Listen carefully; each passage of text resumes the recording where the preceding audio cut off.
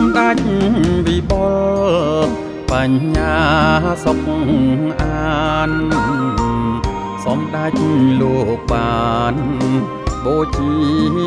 ជីវិតព្រោះបុព្វហេតុជាតិលោកមិនដែលគិតការងារឆ្ងាយចិត្តមានពេលសម្រាក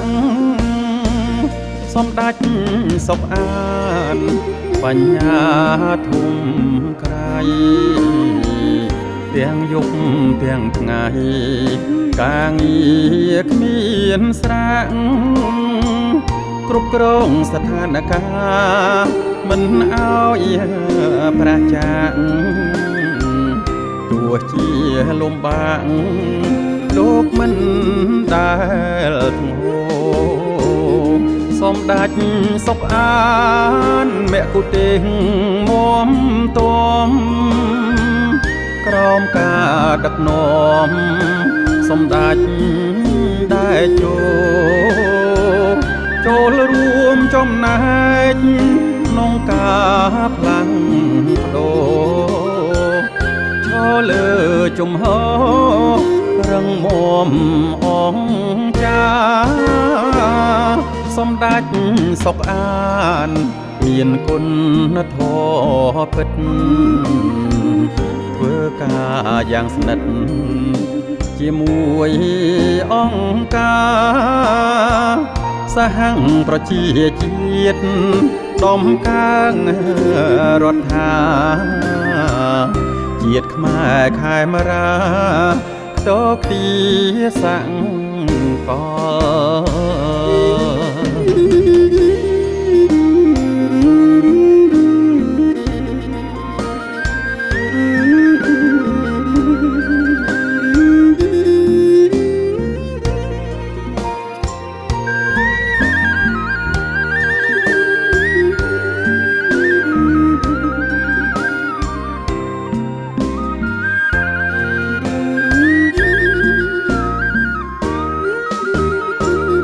សម្ដេចសុខអា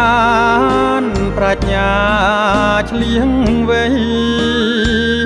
បញ្ចេញស្នាដៃទទួលលទ្ធផល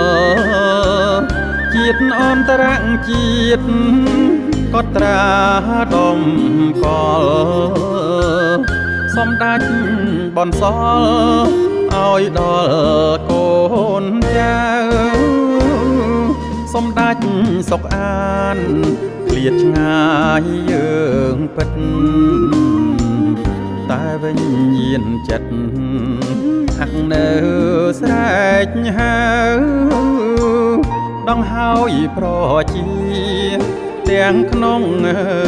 និងក្រៅផ្ដែផ្ដាំញាតផៅឈាមខ្មែរតែមួយ